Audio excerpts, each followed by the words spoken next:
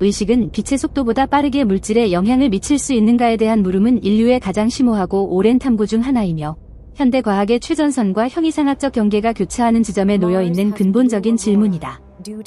이 질문에 대한 답을 구하기 위해 우리는 고전 물리학의 엄격한 틀에서부터 양자역학의 기묘한 세계, 그리고 최근의 신경과학 및 정보이론적 접근 방식에 이르기까지 광범위한 영역을 탐험해야만 한다. 우리는 먼저 아인슈타인의 특수 상대성 이론이라는 확고한 토대에서부터 시작해야 한다. 이 이론은 우주에서 정보나 에너지가 전달될 수 있는 최대 속도가 진공에서의 빛의 속도, 즉 초당 약 29만 9,800km라는 불변의 한계를 설정했다. 이는 시공간의 구조 자체에 내재된 근본적인 제약이며 뉴턴 역학이 지배하던 시대의 직관과는 완전히 단절되는 혁명적 개념이었다. 상대성 이론에 따르면 어떤 질량을 가진 물체도 빛의 속도에 도달할 수 없으며 빛의 속도에 가까워질수록 질량은 무한대로 증가하고 시간은 팽창하게 된다. 따라서 만약 의식이라는 것이 에너지를 전달하거나 물질적 상호작용을 매개하는 어떤 물리적 실체라면 이는 반드시 빛의 속도 제한을 따라야 한다고 고전적인 해석은 주장한다. 그러나 문제는 의식, 그 자체의 본질에 대한 우리의 이해가 여전히 심대한 불확실성 속에 놓여 있다는 점이다. 의식은 단순히 뇌 속의 전기화학적 과정의 부산물인가? 아니면 더 근본적인 우주적 원리인가? 이 질문에 답하기 위해 우리는 미시 세계로 시선을 돌려야 한다. 양자역학은 우리의 직관을 완전히 벗어나는 현상들을 제시하며 빛의 속도 제한에 대한 고전적 이해에 도전할 여지를 제공한다. 양자 얽힘, 즉 두 입자가 아무리 멀리 떨어져 있더라도 한 입자의 상태가 측정되는 순간 다른 입자의 상태가 즉각적으로 결정되는 현상은 이 논의의 핵심이 된다. 이 현상은 아인슈타인이 유령 같은 원격 작용이라고 묘사했을 만큼 기묘한데 마치 정보가 시공간의 제약을 무시하고 전달되는 것처럼 보이기 때문이다. 벨의 부등식 실험들은 이러한 얽힘의 비국소성이 단순한 국수적 수문 변수로 설명될 수 없음을 통계적으로 입증했다. 예를 들어 알랭 아스페의 결정적인 실험부터 최근의 위성을 이용한 장거리 얽힘 실험에 이르기까지 이 상관관계는 빛보다 빠르게 보이는 것처럼 작동한다. 하지만 중요한 것은 이 얽힘을 이용하여 실제 정보를 빛의 속도보다 빠르게 전달하는 것은 불가능하다는 점이다. 이는 노커뮤니케이션 정리에 의해 엄격하게 금지되어 있다.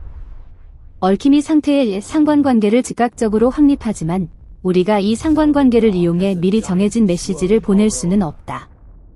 관찰자가 자신의 측정 결과를 알아야만 비로소 의미 있는 정보를 얻을 수 있고 이 정보를 전달하는 데는 빛의 속도보다 빠를 수 없다. 그렇다면 의식이 이 노커뮤니케이션 정리를 우회할 수 있는 방법은 무엇인가?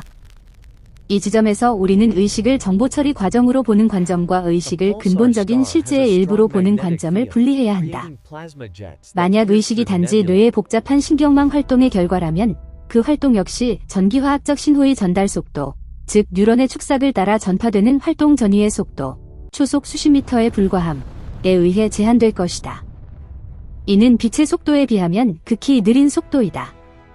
따라서 물리적 환원주의적 관점에서 볼 때 의식의 작용이 물질 세계에 영향을 미치는 것은 빛의 속도 제한을 넘을 수 없다. 하지만 우리는 인지적 비국소성이라는 더 미묘한 가능성을 고려해야 한다. 일부 이론가들은 인간의 의식이 국수적인 뇌 영역에만 국한되지 않고 양자적 수준에서 우주 전체와 어떤 방식으로든 얽혀 있을 수 있다고 추측한다. 로저 펠로즈와 스튜어트 하메로프가 제안한 오케스트레이티드 객관적 환원, 즉 오르케스트레이티드 목표 환원 이론, 오어케스트러 오어은 뉴런 내의 미세소관에서 발생하는 양자 중력 효과를 통해 의식이 발생한다고 주장한다. 이 이론은 양자적 비결어정성, 즉 양자 상태가 환경과의 상호작용으로 인해 붕괴되는 현상이 뇌의 따뜻하고 습한 환경에서 지속되기 어렵다는 주류 신경과학계의 강력한 비판에 직면해 있다. 그럼에도 불구하고 이 이론은 의식의 근원에 대한 탐구가 고전적 정보처리 모델을 넘어서야 할 필요성을 시사한다. 만약 미세소관 내의 양자 프로세스가 시공간의 제약을 받지 않는 방식으로 정보를 처리한다면 이론적으로는 빛보다 빠른 영향을 미칠 수 있는 잠재적인 메커니즘을 제공할 수 있다. 물론 현재까지 이 주장을 뒷받침하는 실험적 증거는 결정적이지 않다. 우리는 또한 원격 조종 또는 정신물질 상호작용에 대한 실험적 탐구를 살펴봐야 한다.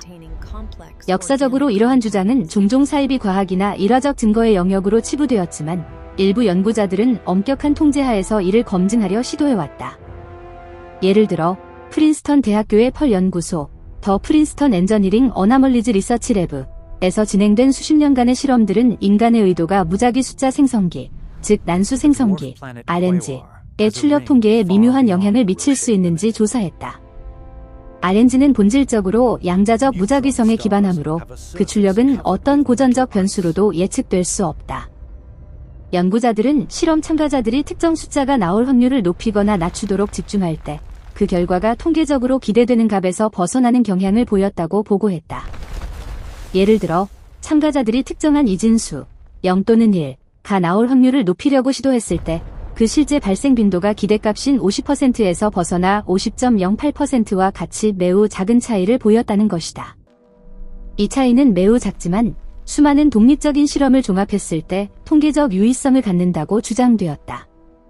이러한 결과가 정말로 의식이 물질에 영향을 미친다는 것을 의미한다면 그 메커니즘은 무엇이며 빛의 속도 제한을 어떻게 다루는가? 가장 유력한 해석은 이 영향이 양자적 비국수성을 통해 매개된다는 것이다. RNG의 작동 원리가 양자적 요동에 의존하기 때문에 의식적 의도가 이 요동의 파동 함수 붕괴 과정에 관여하여 특정 결과를 편향시킨다는 가설이다. 만약 이 편향이 즉각적이라면 이는 빛보다 빠른 영향으로 해석될 수 있다. 그러나 이 해석 역시 노커뮤니케이션 정리의 그림자에 놓여 있다. 참가자는 자신이 의도한 결과를 얻었는지 여부를 즉시 알 수 없으며 결과를 확인하기 위해서는 전통적인 통신 채널, 이메일, 전화를 사용해야 한다.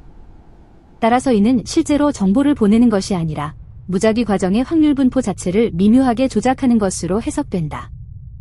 이는 의식이 국수적 상호작용의 속도보다 빠르게 작용하는 것처럼 보일 수 있지만 실질적인 정보 전달의 제약을 우회하지는 못한다는 주류 과학계의 견해로 이어진다.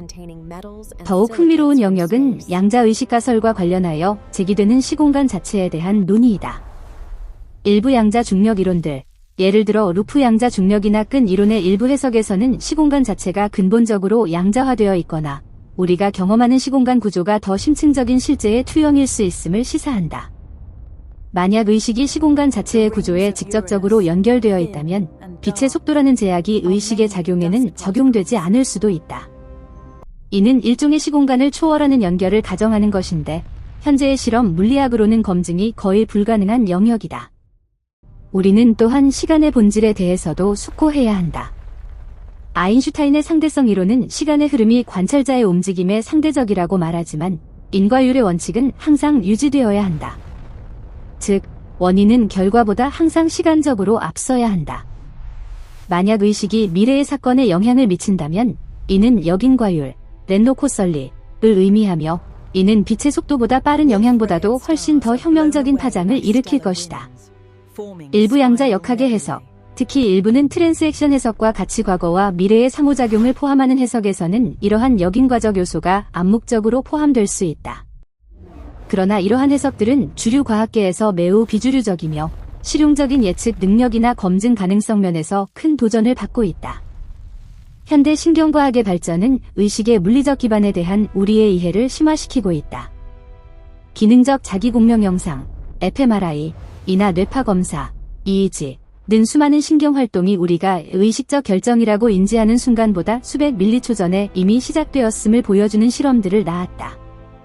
벤자민 리벳의 유명한 실험은 피험자가 움직이기로 의식적으로 결정하기 전에 이미 뇌에서 준비 전이가 나타났음을 시사했으며 이는 우리의 자유의지가 일종의 환상일 수 있다는 주장을 뒷받침하는 강력한 근거로 사용되었다. 만약 우리의 모든 의식적 결정이 사실은 이미 결정된 물리적 과정의 후행적인 인식에 불과하다면 의식이 독립적으로 외부 물질에 영향을 미칠 기회는 더욱 줄어든다. 의식은 단지 뇌 속에서 일어나는 정보의 후처리 과정일 뿐이며 이 정보 처리는 뉴런의 속도 제한을 벗어날 수 없다. 하지만 이 해석에 대한 반론도 존재한다. 일부 연구자들은 리벳 실험이 결정의 순간이 아니라 행동을 시작하려는 충동만을 포착한 것이라고 주장한다. 의식적인 승인 행위는 준비 전이 이후에 일어나며 이 승인이 행동을 취소할 수 있는 능력, 즉 자유로운 거부권이 의식의 진정한 역할일 수 있다.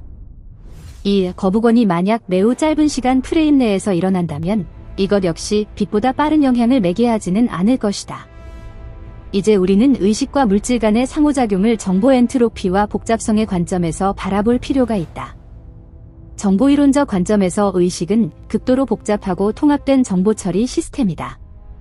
이 정보가 외부 세계와 상호작용할 때 그 상호작용의 속도는 전달 매체의 속도에 의해 제한된다. 그러나 만약 의식이 정보 자체의 근본적인 속성에 접근할 수 있다면 어떨까? 예를 들어 물리학자 존 휠러가 제안했던 이것으로부터의 정보 가설, 즉 우주 자체가 근본적으로 정보로 이루어져 있다는 관점이다. 만약 그렇다면 의식은 물질이라는 매개체를 통하지 않고 정보의 근원적 층위에서 직접 작용할 수 있는 특별한 지위를 가질 수 있다. 이러한 논의는 종종 비국수적 연결성에 대한 대중적인 오해와 겹쳐진다. 예를 들어 심령현상이나 텔레파시 주장들은 종종 의식이 빛의 속도를 넘어선다는 증거로 제시된다. 하지만 통제된 과학적 환경에서 이러한 현상들의 반복 가능성과 통계적 유의성을 입증하는 데는 심각한 어려움이 있었다. 예를 들어 원거리에서의 심리적 영향에 대한 연구들은 대개 효과 크기가 매우 작거나 실험 설계의 결함으로 인해 설명될 수 있는 경우가 많았다.